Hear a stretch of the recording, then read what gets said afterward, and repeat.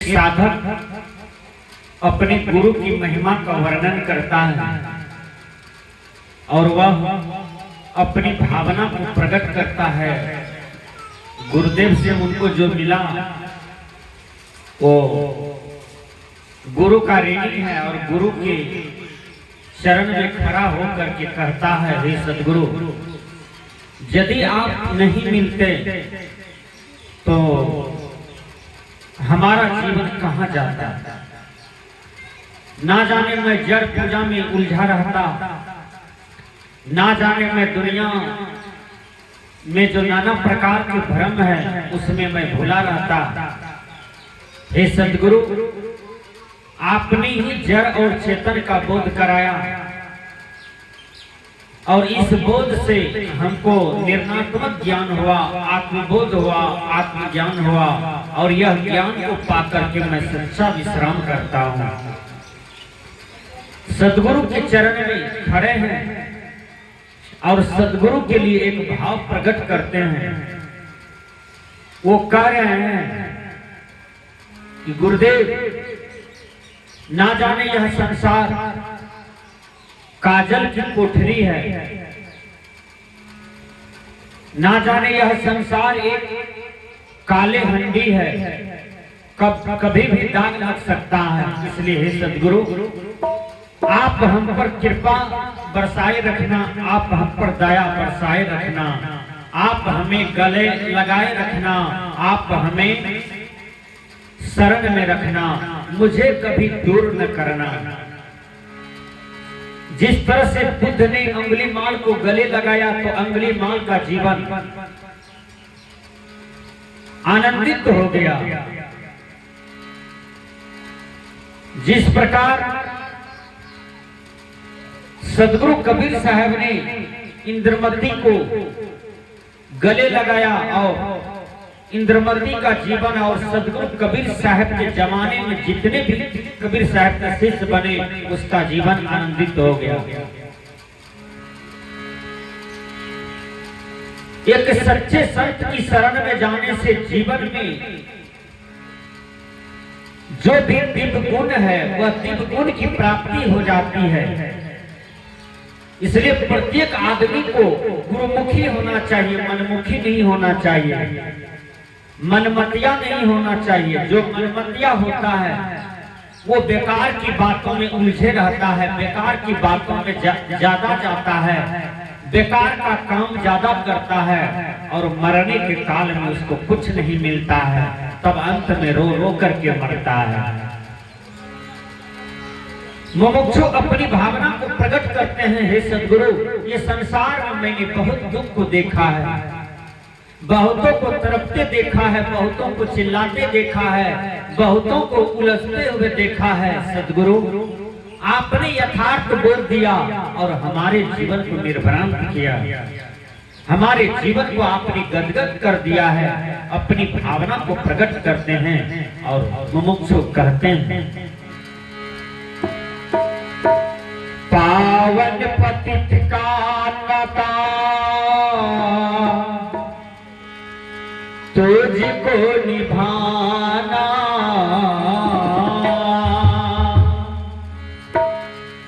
मुझे दुखियारी को, मुझे दुखियारी को भूल न जाना। गुरुदेव मुझ पे दया तू रखना, गुरुदेव मुझ पे दया तू रखना।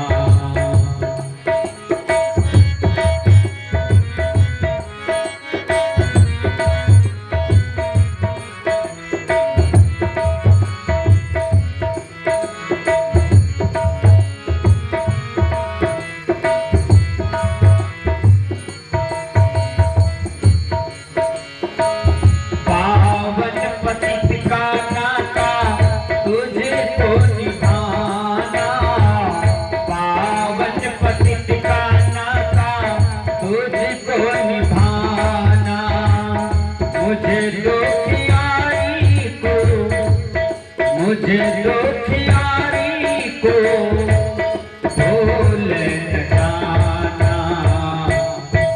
गुरुदेव मुझ पे दया तू रखना, गुरुदेव मुझ पे दया तू रखना।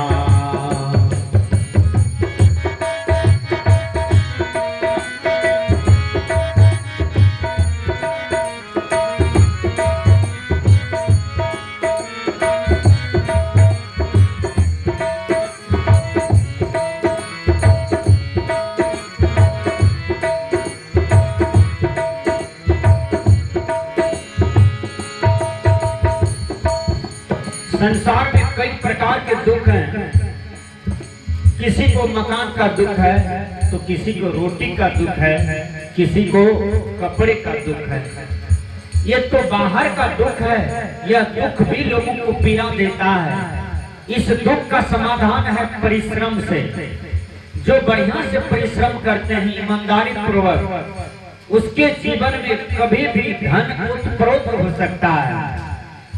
ईमानदारी से जो भी हम कमाते हैं, जो भी अर्जन करते हैं, उसमें कोई दाग नहीं है। यदि हम प्रपंच करते हैं, किसी को ठगते हैं, लूटते हैं, किसी का शोषण करते हैं, तो ये धन दुख का कारण बन सकता है। रावण जो धन का संग्रह किया था, वो प्रपंच को फैला करके धन को संग्रह किया था। लंका सोना का बना था, लेकिन रावण का विनाश होते ही सोना का लंका का विनाश हो गया। इसलिए जो धन गलत पूर्वक अर्जन किया जाता है, उस धन की आयु नहीं होता। और जो आदमी जिंदगी में कभी सत्काम नहीं करता है, जीवन भर झूठा काम करता है, झूठ बोलता है, झूठ बोलने में नंबर 1 है, उस आदमी का भी आयु कम ही दिन का होता है। किसी संत ने कहा, यदि आप लंबा जीवन जीना चाहते हो तो आप सत्यवादी बन जाओ। यदि आप कम दिन का जीवन जीना चाहते हो तो जिंदगी भर झूठ बोलो। झूठ बोलते बोलते पाप का संग्रह होगा और तुम्हारी मृत्यु जल्दी आ जाएगी। इसलिए कभी झूठ नहीं बोलना चाहिए। देखिए, अभी भी ऐसे ऐसे समाज में ईमानदार लोग हैं, सत्यवादी लोग हैं, जो कभी झूठ नहीं बोलते हैं और मानव है, मानवता वाला काम करते हैं। इसलिए संत महात्मा कहते हैं कि प्रपंच में न जाओ, प्रपंच का त्याग करो। गहरी नदिया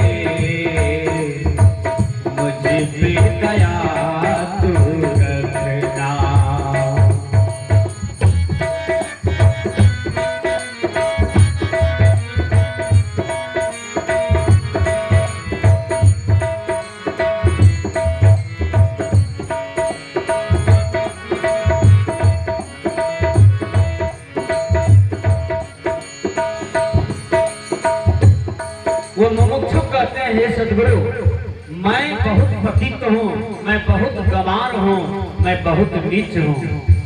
और आप सदगुरु हैं, आप तो हर चीज से पूर्ण हैं। इसलिए हे गुरुदेव, इस पतित दास को अपने चरण में लिपटाए रखना। एक बात याद कर लीजिए,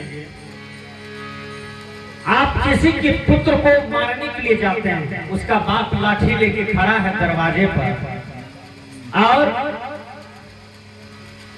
आप चैलेंज करते हैं उसके बाप के सामने में कि आज तुम्हारे बेटा को माथा फोड़ेंगे। उसका बाप कहता है देखते हो हमारे हाथ में भी लाठी है, पहले हमसे फरियाद लो तब तुम मेरे बेटा के पास जाना। तो जिसका बाप लाठी लेकर के खड़ा है उसका पुत्र का आप क्या बिगाड़ सकते हैं? कुछ नहीं। आओ, भटके हुए साधक यदि गुरु के शरण में खड़े हैं तो फिर दुनिया उसको क्या बिगाड़ सकता है? क्योंकि सदगुरु तो उस पर दया का बारिश कर रहे हैं, सदगुरु तो उन पर कृपा कर रहे हैं। इसलिए हर आदमी को भजन भेदी होना चाहिए, हर आदमी की गला में माला कंठी होना चाहिए। लेकिन आदमी उल्टा चाल चलता है। आदमी सोचता है कि यदि हम बूढ़ा हो जाएंगे, बूढ़ी हो जाएंगे, कोई काम का लायक नहीं रहेंगे, तब बाबा जी से जाके भेद लेंगे, तब जाकर के माला दीक्षा कंठी लेकर के भक्ति भजन करेंगे। वह समय आप कुछ नहीं कर पाइएगा, न तो 10 रुपया दान कर पाइएगा, न सत्संग करा पाइएगा, न तो आप बढ़िया बढ़िया एक भी काम नहीं कर पाइएगा, क्योंकि आपके शरीर में बल नहीं है।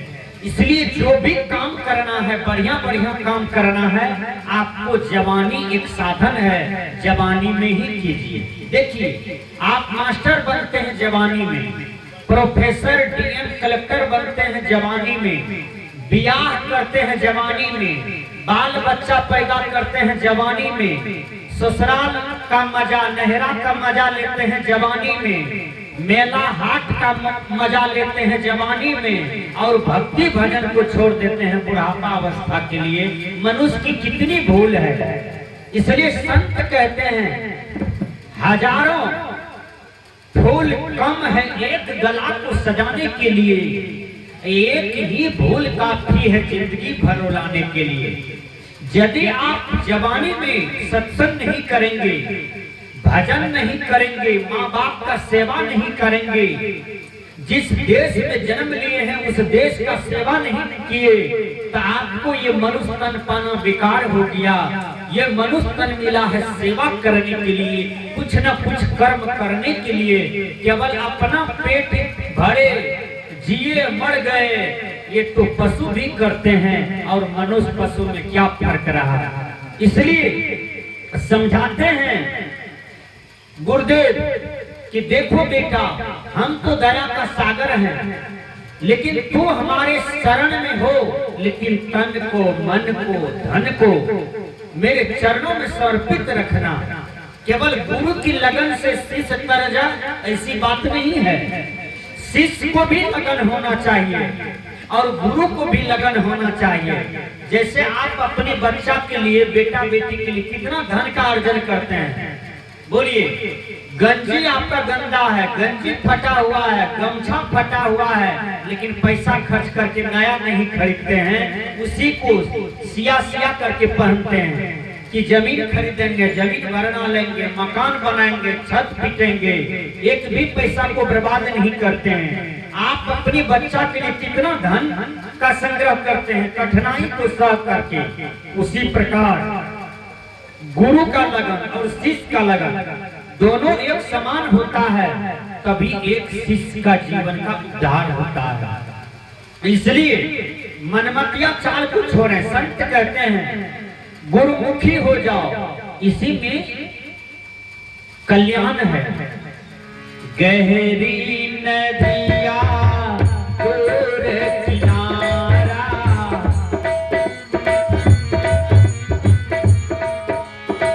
गहरी नदिया दूर किनारा, शीघ्र ही आके गुरुदेव दे दो सहारा।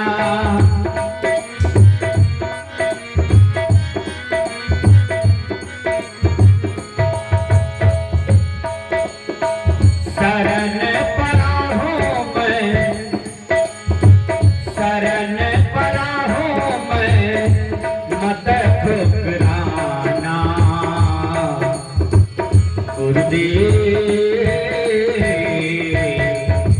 मुझ पे दया तू रखना गुरुदेव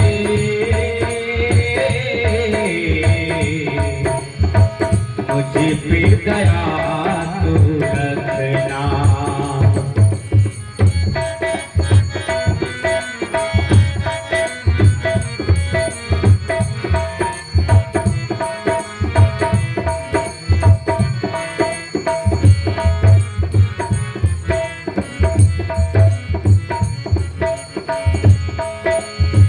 पावन पतित का नाता तुझे को निभाना पावन पतित का नाता तुझे को निभाना मुझे दुखियारी को भूल न जाना गुरुदेव मुझे पे दया तू रखना गुरुदेव मुझे पे दया तू रखना।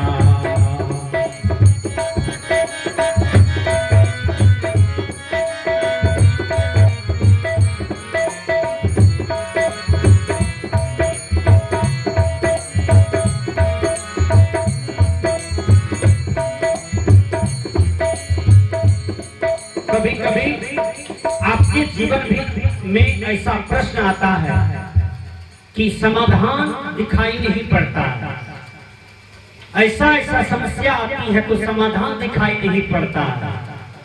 कोई आपको गाली दे रहा है तो आपको क्या करना चाहिए? कपार फोड़ देना चाहिए? नहीं, गाली देने वाला बड़ा नहीं होता,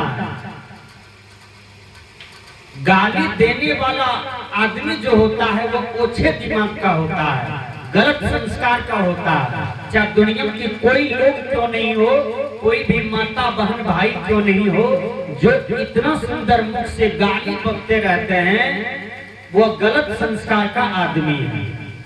इतना सुंदर मुंह से बढ़िया बढ़िया बात बोलना चाहिए, मीठी मीठी बात बोलना चाहिए, सत्य बात बोलना चाहिए, कल्याणकारी बात बोलना चाहिए। मोह का सुंदर से कोई सुंदर नहीं होता, हार चाम सुंदर होने से कोई सुंदर नहीं होता, शरीर की बनावट से कोई सुंदर नहीं होता है। सुंदर तो मनुष्य अपना विचार से होता है, आचरण से होता है, अपनी रहनी कहनी से होता है, अपनी साधना से होता है। इसलिए महाकार को आपने देखा होगा, महाकार देखने में सुंदर होता है। दुनिया में जितना भी फल है और उस बीच में महाकार को रख दीजिए तो महाकार सबसे सुंदर हो जाता है, इतना सुंदर उसका बनावट है। लेकिन महाकार को फोड़ करके देखिए अंदर कैसा है, तो कुत्ते की पैखाना जैसा है, बिल्कुल काला काला जैसा है।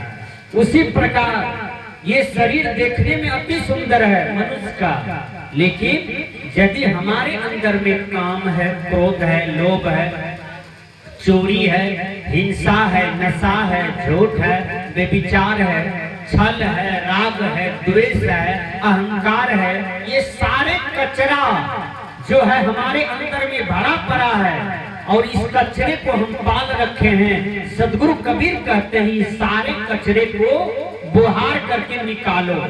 जैसे हम लोग घर से कचरा झाड़ू से निकाल देते हैं, आंगन की कचरा झाड़ू से निकाल देते हैं, द्वार की कचरा झाड़ू से निकाल देते हैं, उसी प्रकार सत्संग में बैठे सत्संग सुन करके अंदर की कचरे को निकाल देते हैं तो हमको लाभ होगा। सत्संग लाभ दे दिया, इसलिए रामायण ने कहा बिन सत्संग विवेक न होई, बिना सत्संग का विवेक नहीं होगा और बिना सत्संग का ज्ञान भी नहीं होगा, बिना सत्संग का ज्ञान भी नहीं होगा। इसलिए सत्संग में बैठे सुने समझें। जो सत्संग को सुनता है, समझता है, अपने जीवन में चरितार्थ करता है तो उसको जीवन में बहुत बड़ा आनंद मिल जाता है, बहुत बड़ी खुशियां मिल जाती है। इसलिए संत कहते हैं,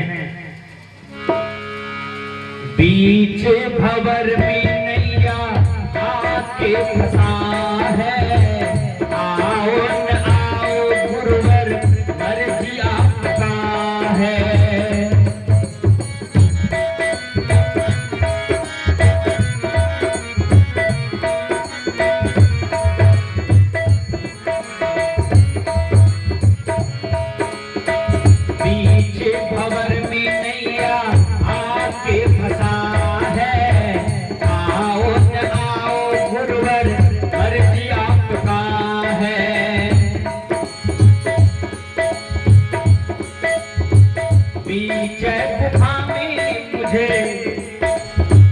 पीछे गुफा में मुझे मत ठुकराना गुरुदेव,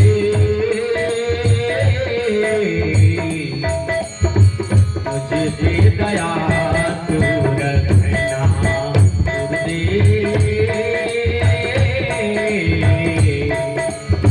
मुझे दे दया तू रखना, मुझे दे दया तू रखना, मुझे पे दया